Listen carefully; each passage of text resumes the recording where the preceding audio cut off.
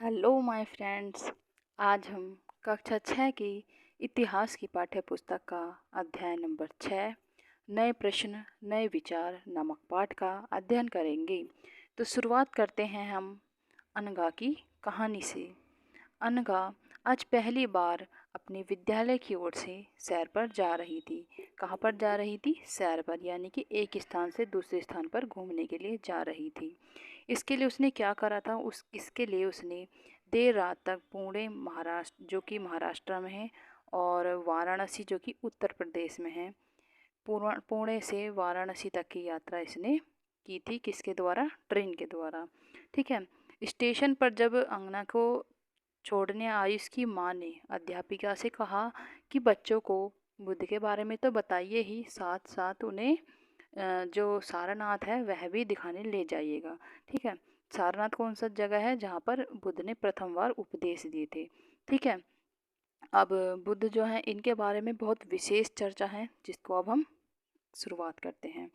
तो शुरुआत करते हैं हम अब बुद्ध की कहानी से। जो बौद्ध धर्म है, जैसे कि हम जानते हैं कि जैन धर्म है, बौद्ध धर्म है, और सिख धर्म है, और मुस्लिम धर्म है। तो कई सारे धर्म हैं, जिसमें से एक धर्म है बौद्ध धर्म। ठीक है। तो जो बौद्ध धर्म है, इसके संस्थापक थे सिद्धार्थ, जिन्हें गौतम के नाम से भी जाना जाता है। इनकी जो जन्म है, इनका जन्म हुआ था 2500 वर्ष साल पहले। ठीक है। जो 2500 वर्ष पूर्व हुआ था। और यह वह समय था जब लोगों के जीवन में बहुत ही तेज़ी से परिवर्तन हो रहे थे। जैसे कि हमने अध्याय नंबर 5 में पढ़ा था कि जो महाजनपद हैं, जो महाजनपदों के जो राजा हैं, वह बहुत ही शक्तिशाली होते जा रहे थे। जैसे कि मगध के राजा कौन थे? बिंबिसार और अजातशत्रु, जो कि बहुत ही शक्तिशाली होते जा रहे थे। और हजारों सालों के बाद फिर से जो है, जो नगर थे वह उभरने लगे थे, और गाँवों के जीवन में भी क्या होने लगा था? बदलाव आने लगा था, जिसको हम अध्याय नंबर 2 में पढ़ेंगे। ठीक है। बहुत से जो विचारक हैं, इन परिवर्तनों को समझने का प्रयास कर रहे थे। वे जीवन के सच्चे अर्थ को जानना चाहते थे। जैसे कि बुद्ध थे, उन्होंने भी जीवन के सच्चे अर्थ को जानने का प्रयास करा था। ठीक है। तो उन्होंने केवल जो है, जो जितना भी उन्हें ज्ञान प्राप्त हुआ, उनसे केवल उन्हें इतना ही मतलब सार में बता सकते हैं कि उन्हें इतना ही मालूम चला कि जो पूरा सभी का जो जीवन है वो कष्टों से भरा हुआ है। जिसका भी आप जीवन देखोगे, कष्टों से भरा हुआ है। और इसमें इन कष्टों का निवारण केवल एक ही है, मानवतावादी बनना चाहिए इंसान को, और जानवरों के प्रति भी सहानुभूति रखनी चाहिए। ठीक है। अब जो बुद्ध थे, हमने अभी ऊपर पढ़ा, जो बुद्ध थे क्या थे ये? इनका नाम क्या था? सिद्धार्थ था, और गौतम के नाम से इनको जाना जाता था। ठीक है। और 2500 साल पहले, वर्ष पहले इनका जन्म हुआ था। ठीक है। और अब हम देखते हैं इनके बारे में कि ये क्षेत्रीय थे। ठीक है। ये बुद्ध क्या थे? क्षेत्रीय थे, तथा जो शाक्य नामक एक छोटा सा गण था उससे संबंधित थे। किससे? शाक्य नामक एक छोटा सा गण से संबंधित थे। युवावस्था में ही इन्होंने क्या करा? ज्ञान की खोज के लिए उन्होंने क्या करा? घर को घर की जो सुख सुविधाएं हैं उनको छोड़ दिया था, और अपने घर को भी छोड़ दिया था। और अनेक वर्षों तक क्या करते रहे? भ्रमण करते रहे। भ्रमण मतलब होता है एक स्थान से दूसरे स्थान पर जाना। ठीक है। और भ्रमण क्यों करा था इन्होंने? भ्रमण करा था ज्ञान की खोज के लिए। ठीक है। और अन्य जो विचारक हैं उनसे मिलकर ये चर्चा करते रहे। ठीक है। अंततः ज्ञान प्राप्ति के लिए उन्होंने स्वयं ही रास्ता ढूंढने का निश्चय किया।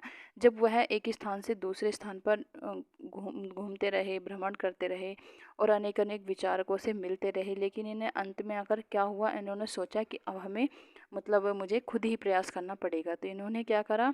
इन्होंने जो है बोध गया एक स्थान है जो कि बिहार में है, वहाँ पर एक पीपल के वृक्ष के नीचे कई दिनों तक तपस्या की। अंततः उन्हें ज्ञान प्राप्त हो गया। ठीक है। ज्ञान प्राप्त कब हुआ? जब इन्होंने कई दिनों तक तपस्या करी एक पीपल के पेड़ के नीचे, जो कि बोध गया बिहार में उपस्थित है। ठीक है। और तपस्या करने के बाद क्या हुआ? उन्हें ज्ञान की प्राप्ति हो गई। इसके बाद वे बुद्ध नाम से जाने जाने लगे। इससे पहले उनका नाम क्या था? सिद्धार्थ और गौतम के नाम से जाने जाते थे। यहाँ से वाराणसी के निकट स्थित सारनाथ गए। जो वाराणसी के निकट एक सारनाथ जगह है, जहाँ पर ये गए, जहाँ पर इन्होंने क्या करा? पहली बार अपना प्रथम उपदेश दिया था। और कुशीनारा जो है, नारा में मृत्यु से पहले इन्होंने क्या करा? अपना शेष जीवन उन्होंने पैदल यात्रा करने में ही गुजार दिया और यह एक स्थान से दूसरे स्थान पर यात्रा करते रहे और लोगों को ज्ञान प्राप्त कराते रहे। ठीक है, और शिक्षा देने में ही इन्होंने अपना जीवन व्यतीत कर दिया, यानी कि समाप्त कर दिया। ठीक है, बुद्ध ने जो शिक्षा दी, अभी हमने देखा था कि बुद्ध को ज्ञान की प्राप्ति के बाद यही अनुभव हुआ कि जो जीवन है वो कष्टों से भरा हुआ है और दुखों से भरा हुआ है। ठीक है, तो अब हम इसके बारे में और विस्तार से देखते हैं।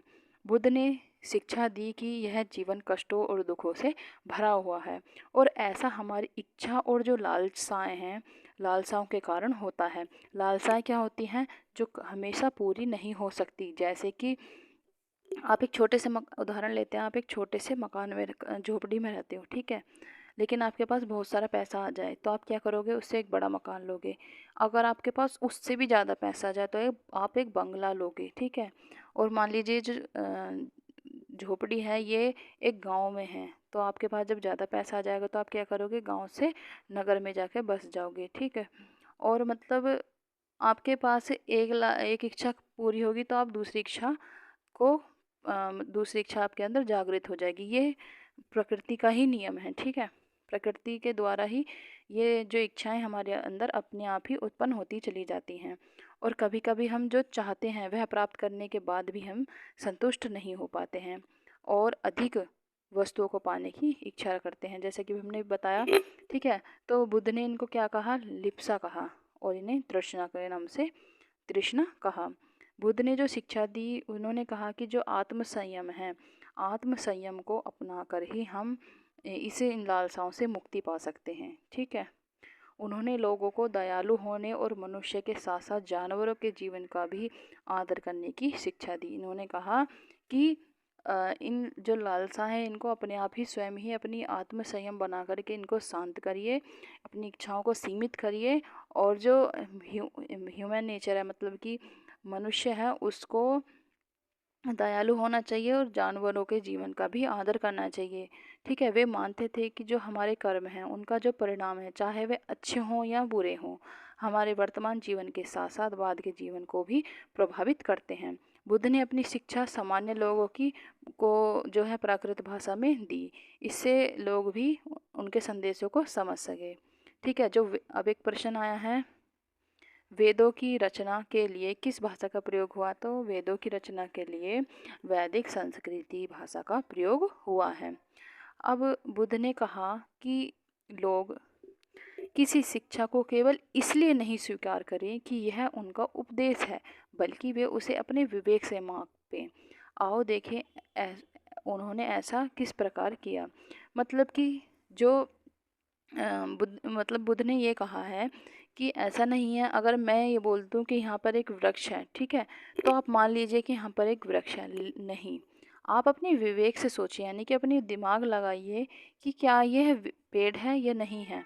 ठीक है, तो अपने विवेक के अनुसार सोचिए, ये नहीं कि जो हम कह रहे हैं उस पर भरोसा कर लीजिए। नहीं, अपने आप स्वयं सोच करके उन चीज़ों पर अपना निर्णय लीजिए। तो इसका एक छोटा सा उदाहरण है जो कि किस्सा गौतमी की कहानी से समझ में आपको आएगा कि जो बुद्ध हैं वो अपनी शिक्षा कैसे दूसरे को दिया करते थे। ठीक है, शुरुआत करते हैं हम अब किस्सा गौतमी की कहानी से। यह बुद्ध के विषय में एक प्रसिद्ध कहानी है। एक समय की बात है, किस्सा गौतमी नामक एक स्त्री का पुत्र मर गया था। इस बात से वह इतनी दुखी हुई कि वह अपने बच्चे को गोद में लेकर के नगर की सड़कों पर घूम घूम कर लोगों से प्रार्थना करने लगी कि कोई उसके पुत्र को जीवित कर दे। ठीक है, उसी समय एक भला आदमी उस औरत को देखता है और उसे वह बुद्ध के पास ले जाता है। बुद्ध के पास गई तो बुद्ध ने कहा, मुझे एक मुट्ठी सरसों के बीज ला कर दो, मैं तुम्हारे पुत्र को जीवित कर दूंगा। अब जो किस्सा गौतमी थी वह बहुत ही प्रसन्न हो गई और वहाँ पर जैसे ही बीज लाने के लिए जाने लगी, तभी बुद्ध ने उन्हें रोका और कहा, ये बीज ऐसे घर से मांग के लाना जहाँ पर किसी भी की भी मृत्यु ना हुई हो। ठीक है, तो जो किस्सा गौतमी है वह एक दरवाजे से दूसरे दरवाजे गई, लेकिन वह जहाँ भी जाती वहाँ उन्होंने पाया कि हर घर में किसी न किसी की मृत्यु हो गई है। माता पिता भाई बहन इन सभी की, मतलब किसी न किसी की उनके घर में मृत्यु हो चुकी थी। जैसे चाचा चाची की, दादा दादी की, इन सभी की मृत्यु हुई थी। तो कोई भी घर उसे ऐसा नहीं मिला जिसमें कि एक भी मृत्यु नहीं हुई हो।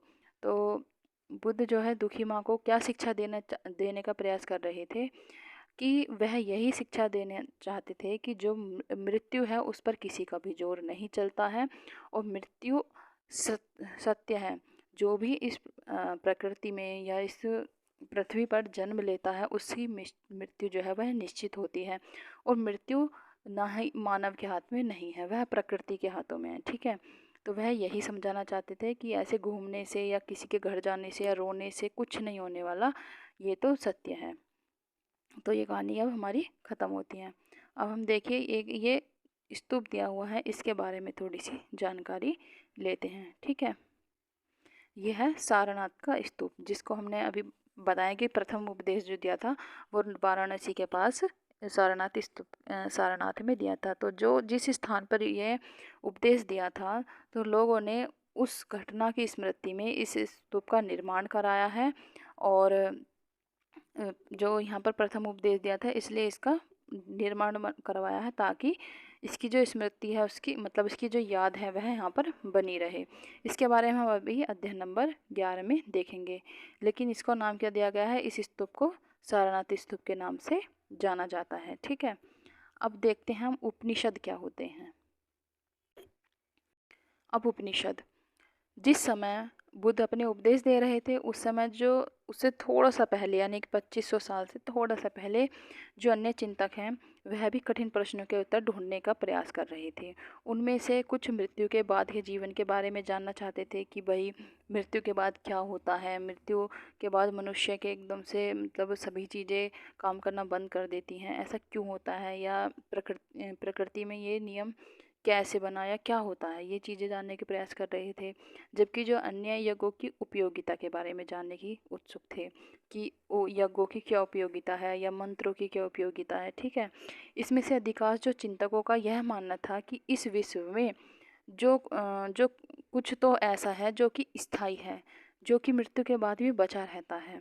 उन्होंने इसका वर्णन आत्मा तथा ब्रह्मा अथवा सार्वभौम आत्मा के रूप में किया है। वे मानते थे कि अंततः आत्मा जो है वो ब्रह्मा का ही एक रूप है। ठीक है, ऐसे कई विचारकों का संकलन उपनिषदों में हुआ है। उपनिषदों का जो उत्तर वैदिक ग्रंथ है उनका हिस्सा थे ये। किसका हिस्सा थे ये? उत्तर वैदिक का जो ग्रंथ है उनका हिस्सा थे। उपनिषद का अर्थ होता है गुरु के समीप बैठना। ठीक है, उपनिषदों का क्या मतलब अर्थ होता है? गुरु के समीप बैठना। इन ग्रंथों में अध्यापक और जो विद्यार्थी होते हैं उनके बीच की बात जो है उसको इसमें दर्शाया गया है, और ये विचार सामान्यतः वार्तालाप के रूप में प्रस्तुत किए गए हैं। यानी कि वार्तालाप क्या होती है? जो एक शिक्षक और एक जो विद्यार्थी या जो अध्यापक होते हैं उनके बीच की जो वार्ता है उसमें इसको प्रस्तुत किया गया है।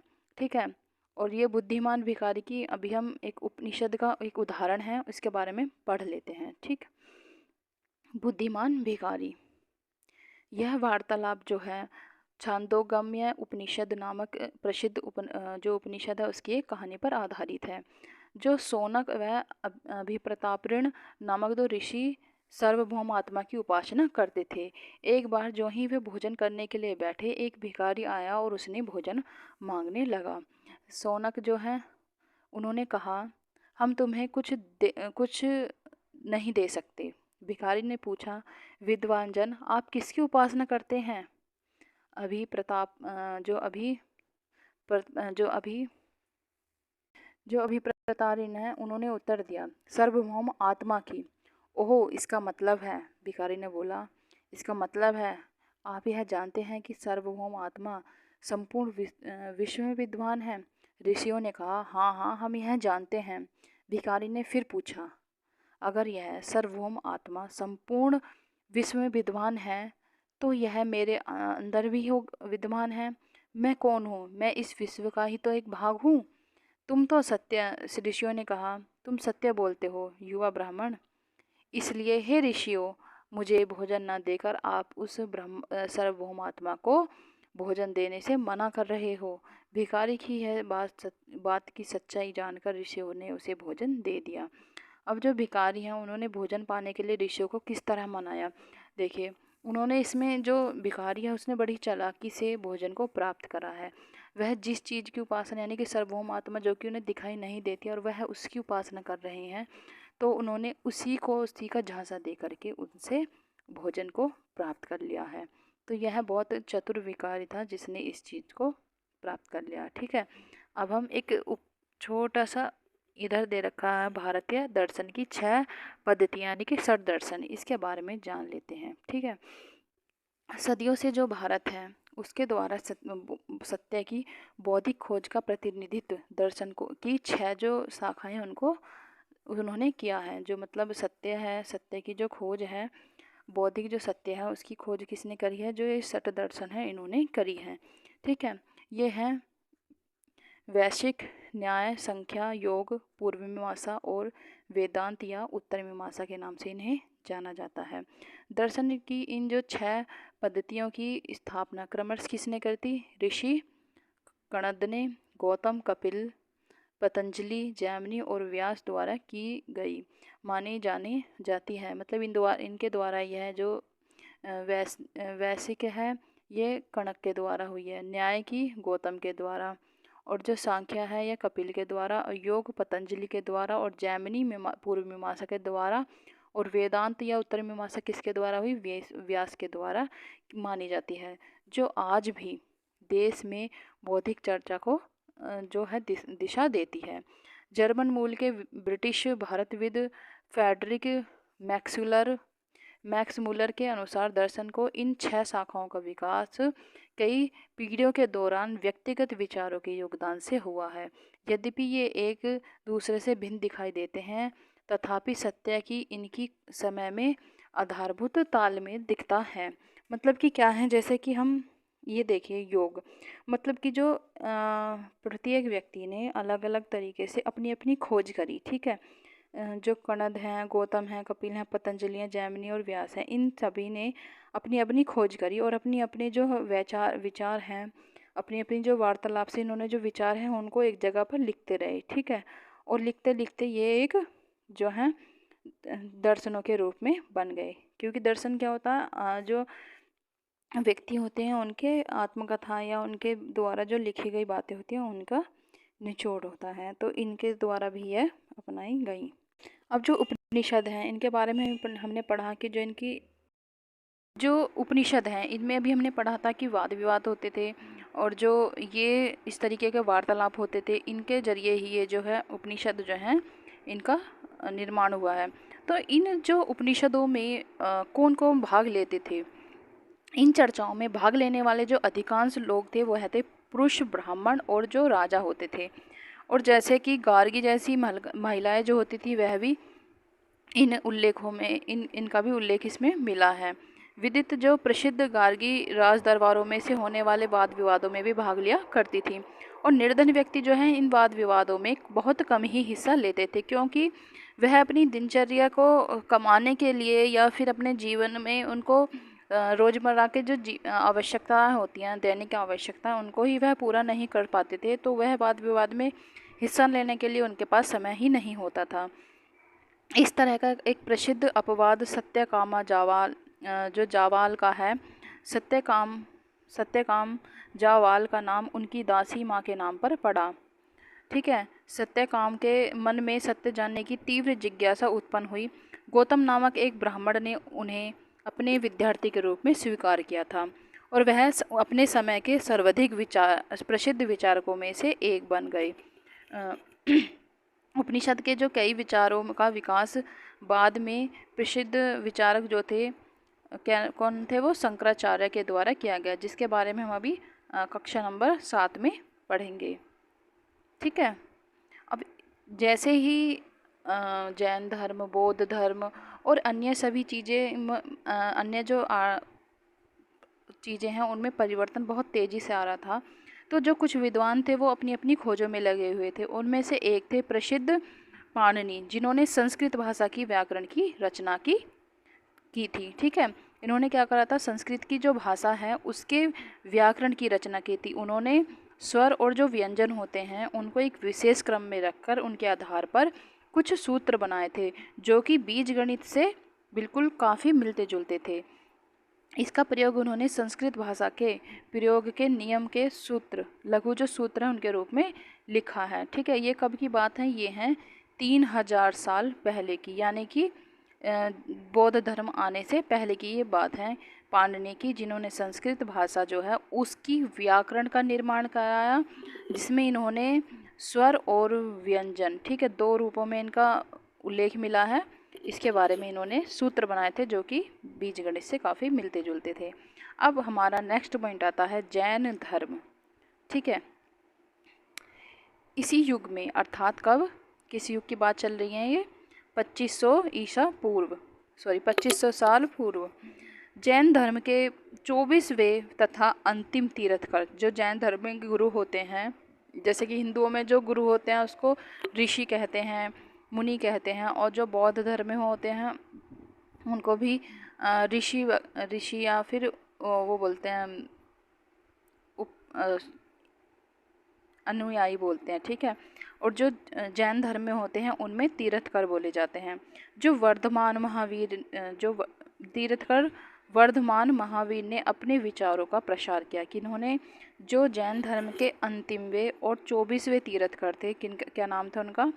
जो अंतिम थे वो थे वर्धमान महावीर, जिन्होंने अपने विचारों का प्रसार किया। वह वज्जी संघ के लक्ष्मी नगर कुल के एक क्षेत्रीय राजकुमार थे। इस संघ के विषय में हमने अभी अध्याय नंबर 5 में पढ़ा था। ठीक है, जिसमें क्या होता था, जो संघ होते थे उनमें लोग एक साथ, सभी जो है राजा होते थे, सभी व्यक्ति, प्रत्येक व्यक्ति वहाँ पर राजा होता था, प्रत्येक नियमित रूप से बैठकें होती थी और जो भी समस्या होती थी उसको मिल करके सुलझाया जाता था, जो ये संघ होते थे। ठीक है, इसके बारे में अभी हमने अध्याय नंबर 5 में पढ़ा है। तो अब हम आगे देखते हैं इनके बारे में। 30 वर्ष की आयु में उन्होंने घर छोड़ दिया। किसी ने? वर्धमान जो महावीर थे उन्होंने जो है अपना घर छोड़ दिया था और जंगलों में रहने लग गए थे। जब वह 12 वर्ष के हुए तो उन्होंने कठिन एवं एकांकी जीवन व्यतीत किया। इसके बाद उन्होंने ज्ञान की प्राप्ति हुई। तो उन्होंने क्या करा? अकेले जीवन व्यतीत किया और बहुत ही कठिनाइयों के साथ, बहुत ही संघर्षों के साथ अपना जीवन व्यतीत करा। उसके बाद उन्हें ज्ञान की प्राप्ति हुई। उनकी शिक्षा कैसी थी? सरल थी। ठीक है, सत्य जानने की इच्छा रखने वाले प्रत्येक स्त्री व पुरुष को अपना घर छोड़ देना चाहिए। जैन धर्म के जो महावीर हैं उन्होंने बोला, जो वर्धमान महावीर हैं उन्होंने बोला कि जिसको भी सत्य जानना है उसको क्या करना चाहिए? स्त्री हो चाहे वह पुरुष हो, उसको अपना घर छोड़ देना चाहिए और अहिंसा के नियम पर का कड़ाई से पालन करना चाहिए। किसी भी जीव को ना तो कष्ट देना चाहिए और ना ही उसकी हत्या करनी चाहिए। महावीर का कथन था कि सभी जो जीव हैं वो जीना चाहते हैं, सभी के लिए जीवन प्रिय है। महावीर ने अपनी शिक्षा जो है प्राकृत भाषा में दी थी, क्योंकि प्राकृत भाषा जो है जो आम जन होते हैं उनकी भाषा थी और जो आम लोग थे वह उसे आसानी से समझ जाते थे। यही कारण है कि जो साधारण जन भी उसको उनके तथा उनके अनुयायियों की शिक्षाओं को समझ सके। देश के अलग अलग हिस्सों में जो प्राकृत भाषा है उसका अलग अलग रूप प्रचलित था, यानी कि जो उत्तर भारत है उसमें अलग था, दक्षिण भारत में अलग रूप था उसका, पूर्वी में अलग और पश्चिम में अलग रूप था। और प्रचलित क्षेत्र के आधार पर उनके जो है अनेक नाम थे। जैसे कि मगध में बोली जाने वाली जो भाषा थी वह कौन सी थी? प्राकृत यानी, और मगधी उसको भाषा बोलते थे। और जैसे कि उत्तर भारत की तरफ जो थी वो कौन सी थी? उत्तर भारत की तरफ थी खड़ी बोली, और पश्चिम क्षेत्र की तरफ भी खड़ी बोली थी। ठीक है, अब शुरुआत करते हैं जैन नाम से। जैन नाम से जाने गए महावीर के अनुयायियों को भोजन के लिए भिक्षा मांगकर सदा जीवन व्यतीत होता था। मतलब कि जो जैन धर्म के अनुयायी थे उनको अपना जो जीवन व्यतीत करना होता था वह भिक्षा मांग करके अपना जीवन व्यतीत करते थे। उन्हें पूरी तरह से ईमानदार होना पड़ता था तथा चोरी ना करने की उन्हें सख्त हिदायत दी जाती थी। यानी कि जो जैन धर्म के अनुयायी होंगे वो पहली चीज़ तो भिक्षा मांग करके खाना खाएंगे, और दूसरी चीज़ कि वो चोरी नहीं करेंगे, तीसरी कि वो किसी भी जीव को कष्ट नहीं देंगे, और चौथी वो किसी भी जीव की हत्या नहीं करेंगे। ठीक है, और उन्हें ब्रह्मचर्य का पालन करना पड़ेगा। तो ये बहुत से नियम थे जैन धर्म के। और पुरुषों को क्या करना पड़ेगा, वस्त्रों सहित सब कुछ त्याग देना पड़ेगा, त्याग देना होता था। अब जो अधिकांश व्यक्तियों के लिए ऐसे कड़े नियमों का पालन करना तो बहुत कठिन था, क्योंकि जो हजारों व्यक्ति हैं उनमें से जीवन जो हजारों व्यक्तियों ने नई जीवन शैली को जानना और सीखने के लिए अपने घरों को छोड़ दिया, लेकिन कई अपने घरों पर ही रहे और भिक्षु भिक्षाणी बने लोगों को भोजन प्रदान करना उनकी सहायता करते थे। मतलब कि क्या था, जो हजारों व्यक्ति थे उनमें से कुछ तो उनके अनुयायी बन गए, लेकिन कुछ जो थे वह अपने गृहस्थ जीवन में ही रहने लगे, और जो भिक्षु भिक्षाणी बन गए थे उनको वह भोजन प्रदान किया करते थे। ठीक है। अब जो मुख्यतः व्यापारी होते थे उन्होंने भी जैन धर्म जो है उसका समर्थन किया था, लेकिन जो किसान थे, किसानों के लिए इन नियमों का पालन करना बहुत ही कठिन था, क्योंकि जो फसल होती है उसकी रक्षा करने के लिए, फसल की रक्षा करने के लिए उन्हें क्या करना पड़ेगा, कीड़े मकोड़ों को मारना पड़ता है। तो वह जैन धर्म का पालन करना उनके लिए बहुत ही कठिन हो जाता था। बाद की जो सदियों में जैन धर्म उत्तर भारत के कई हिस्सों के साथ साथ गुजरात, तमिलनाडु और कर्नाटक में भी फैल गया।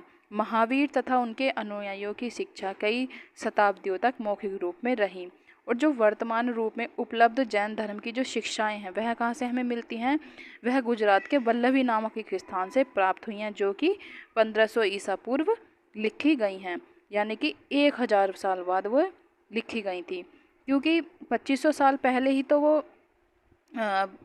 बनी, मतलब मौखिक रूप से चली थी, और मौखिक रूप से चलते चलते उनका जो लिखित स्वरूप है वह हमें गुजरात के वल्लभी नामक स्थान से प्राप्त हुआ है। ठीक है, कब, 1500 साल पहले, जिसके बारे में अभी हम मानचित्र 7 पर प्रश्न नंबर 105 पर देखेंगे।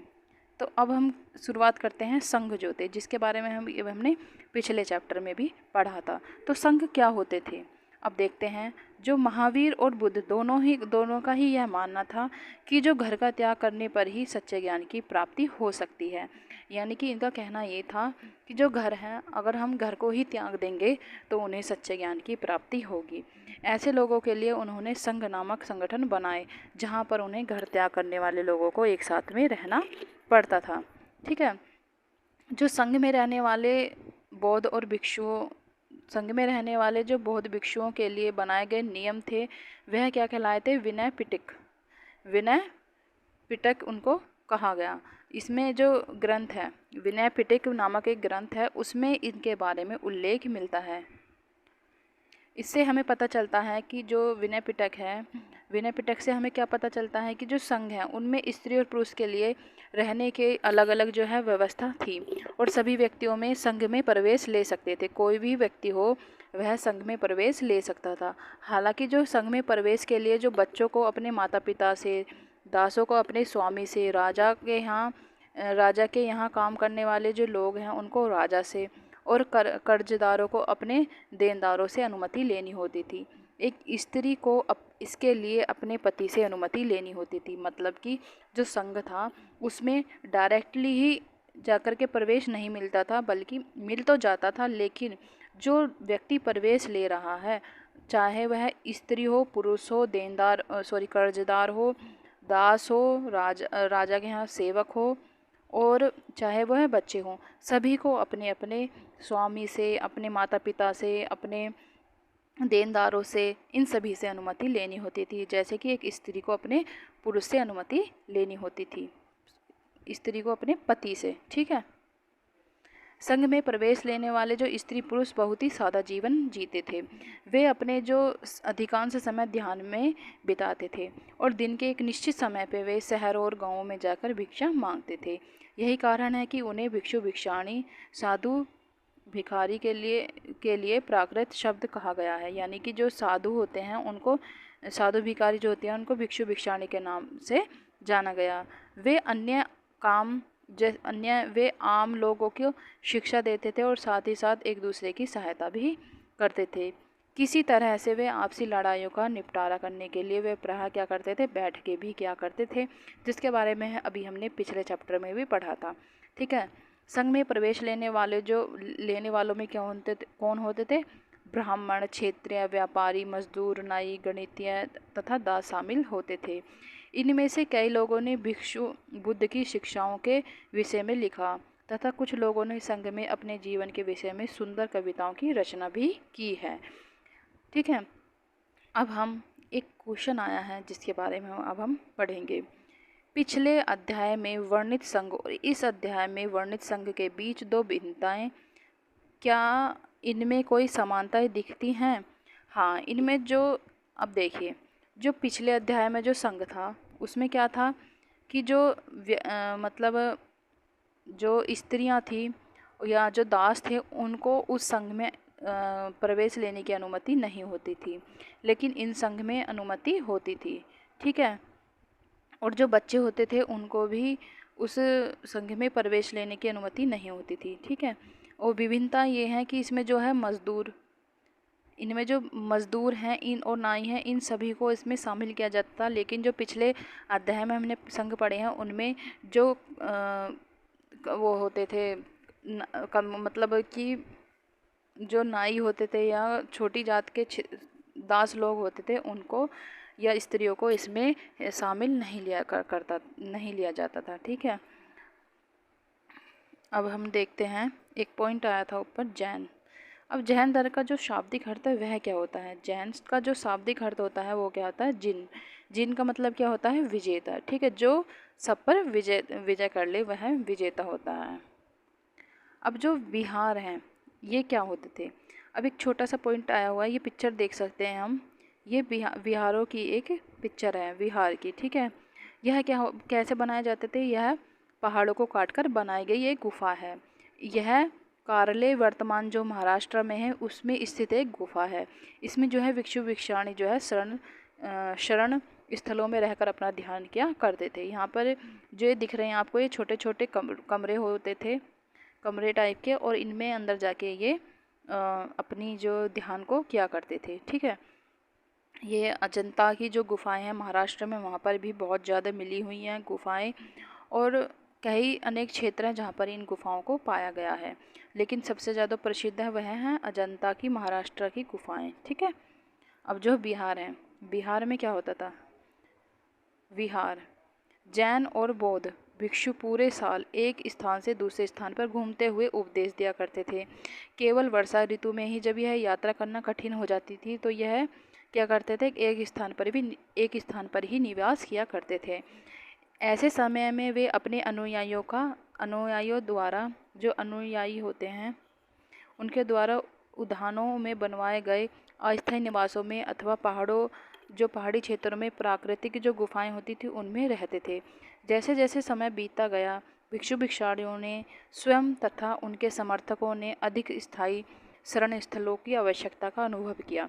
मतलब कि ये था कि जब धीरे धीरे समय बीतता गया और वो एक स्थान से दूसरे स्थान पर जा कर के अपनी शिक्षा दीक्षा दिया करते हैं, तो क्या होता था कि जो उनको बहुत ही कठिनाइयों का सामना करना पड़ता था। इसके लिए उन्होंने क्या करा?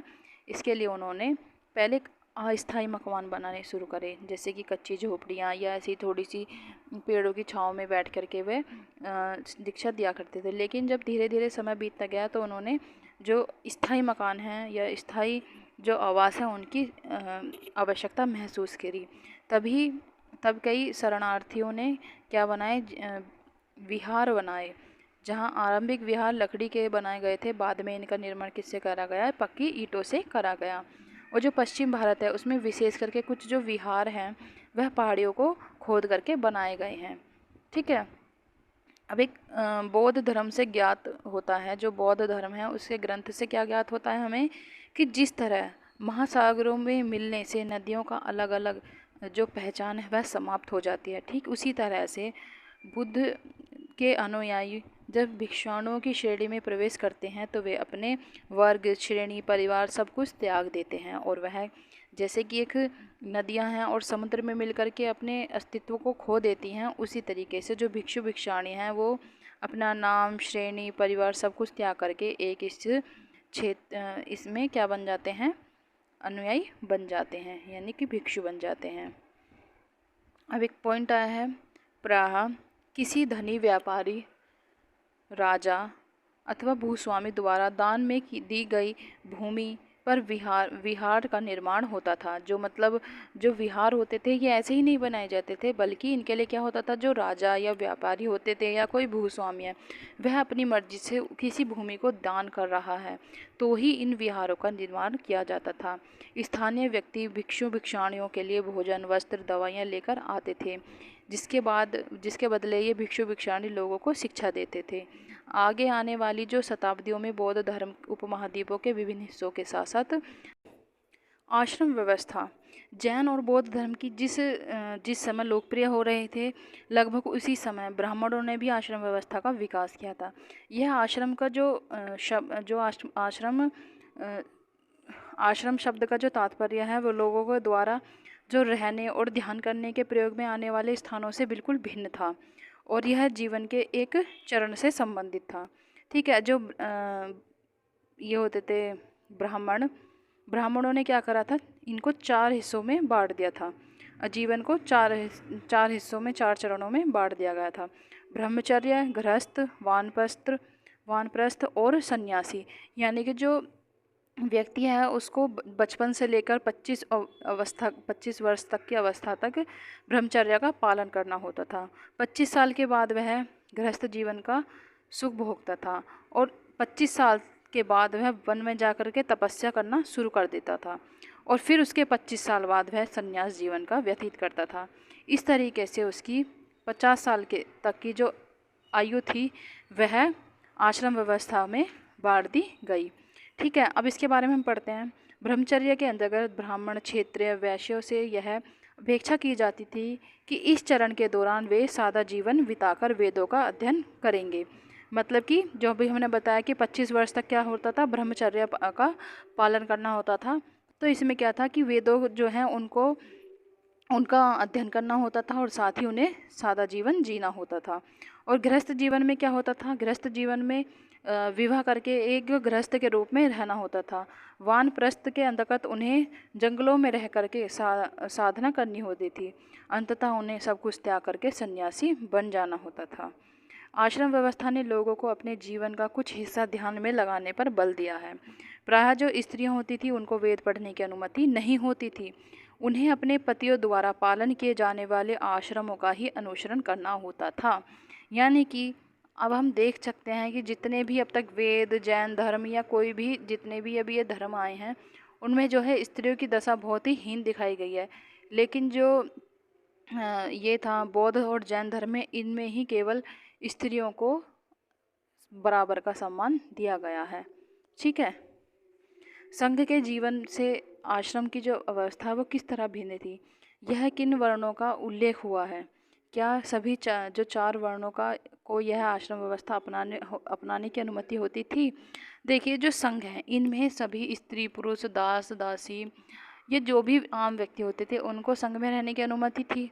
ठीक है, लेकिन जो ये आश्रम व्यवस्था है इनमें जो कार्य हैं वह वर्ग के अनुसार पहले से निर्धारित होते थे। और देखिए, जो उस संघ में जो है स्त्रियों को रहने की अनुमति थी क्योंकि वो भिक्षु भिक्षुआणी बनकर रहते थे। लेकिन जो वेद हैं, आश्रम व्यवस्था, उसमें स्त्रियों को वेद पढ़ने की अनुमति नहीं होती थी। अब आगे देखते हैं हम अनियंत्र। अनियंत्र मतलब होता है दूसरी जगह। जिस समय भारत में ये विकास चल रहे थे या ये परिवर्तन हो रहे थे उस समय अन्य विश्व में दूसरे स्थानों पर क्या हो रहा था, इसके बारे में हम थोड़ी सी जानकारी लेते हैं। एटलस में ईरान ढूंढो। ठीक है, ईरान कहाँ पर है, ये भारत है। इसके इस साइड में यहाँ पर है ईरान और यहाँ पर है पाकिस्तान और ये है भारत। ठीक है, इसमें जो जरथुस्त्र एक ईरानी जो पैगंबर थे, उनकी जो शिक्षाओं का संकलन जिंद अवेस्ता नामक एक ग्रंथ में मिलता है। जिंद अवेस्ता की जो भाषा है तथा इसमें वर्णित रीति रिवाज और वेदों की जो भाषा है और रीति रिवाजों से काफ़ी मिलते जुलते हैं। जो जरथुस्त्र हैं, जो मूल शिक्षा का सूत्र है उनका है क्या है, सादा विचार, सद वचन और सद कार्य। यानी कि सादे विचार, सादा वचन और सादे कार्य। ठीक है, हे ईश्वर, इन्होंने क्या बोला है, हे ईश्वर, बल, सत्य प्रार्थना एवं सद्विचार प्रदान कीजिए, जिनके जरिए हम शांति बना सकें। ठीक है, 1000 से अधिक वर्षों तक जरथुस्त्रवाद ईरान का एक प्रमुख धर्म बना रहा। बाद में कुछ जरथुस्त्र ईरानियों ने आकर गुजरात और जो महाराष्ट्र के तटीय नगरों में बस गए और वे लोग ही आज के पारसियों के पूर्वज हैं। यानी कि जो पारसी लोग हैं उनके पूर्वज कौन थे? जरथुस्त्रवाद थे, जो कि ईरान से आकर के भारत में बस गए थे। अब ये क्वेश्चन आए हैं कि कल्पना करो, तुम लगभग 2500 वर्ष ईसा के एक उपदेशक को सुनने जाना चाहते हो। वहाँ जाने की अनुमति लेने के लिए तुम अपने माता पिता को कैसे सहमत करोगे, इसका वर्णन कीजिए। तो इस क्वेश्चन का आप खुद ही जो हमने भी पढ़ा है उसके अनुसार अनुमान लगाइएगा। अभी हम ये जो उपयोगी शब्द हैं इनके बारे में थोड़ा सा जान लेते हैं। ठीक है, तृष्णा क्या होती है? तृष्णा होती है इच्छाएं या हमारी जो अभिलाषाएं हैं जो कभी भी समाप्त नहीं होती हैं। ठीक है, प्राकृत क्या होती है? भाषा होती है प्राकृतिक। जो आम लोगों की बौद्ध जो जैन धर्म है उस समय पर जो भाषा थी वो क्या थी? प्राकृत भाषा, यानी कि जो आम लोगों की भाषा होती थी। आत्मा क्या होती है? जो सभी मनुष्य हैं उनके अंदर एक आत्मा रहती है। ठीक है, उसके निकल जाने के बाद जो मनुष्य है वो बिल्कुल मृत हो जाता है। ब्रह्मा जो है उनको पूरे संसार का एक मतलब कि एक रूप माना है ब्रह्मा को, जो इस पूरी सृष्टि को चलाता है। उपनिषद क्या था? उपनिषद थे गुरु के समीप बैठना। ठीक है, जैन का मतलब क्या होता था? जैन का मतलब होता था विजेता, यानी कि जो सब पर विजय कर ले। और अहिंसा मतलब होता है किसी के साथ भी मारपीट या झगड़े वगैरह नहीं करना।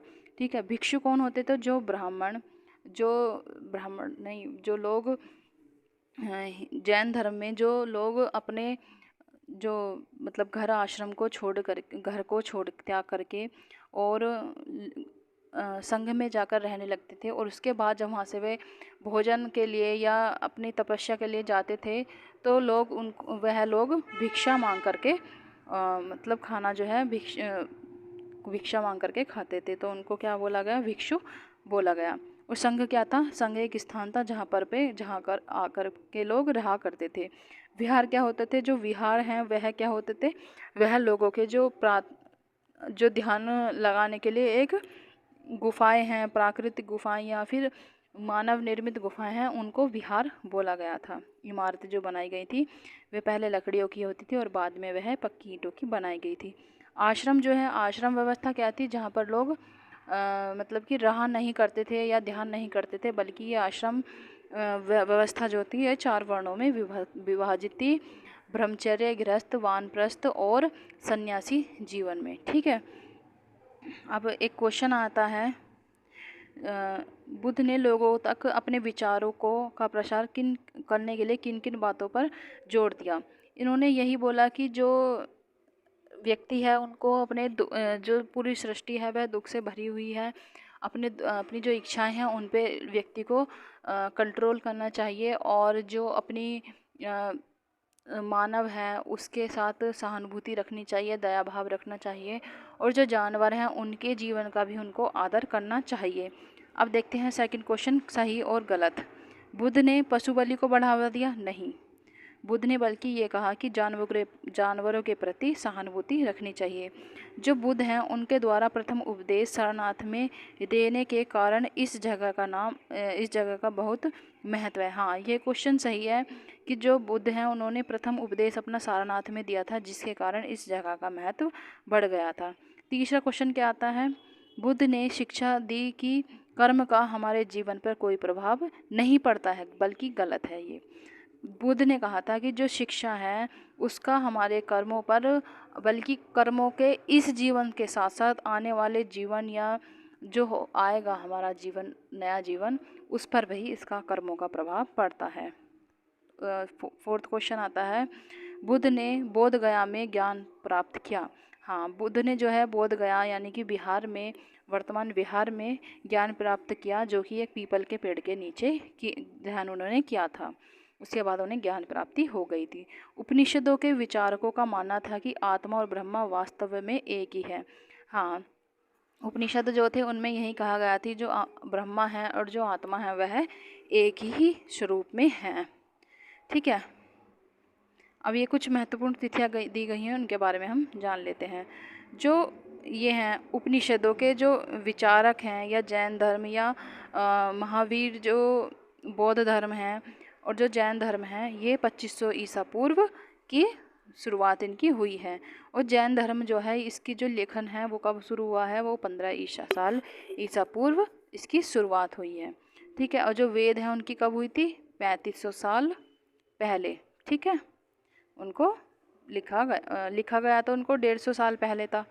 ठीक है, लेकिन उनकी जो मतलब वेदों की जो रचना हुई है वो हुई थी 3500 ईसा वर्ष पूर्व। तो ये चैप्टर अब हमारा समाप्त होता है। अब हम नेक्स्ट चैप्टर में और इसके बारे में और अधिक जानकारी को हासिल करेंगे।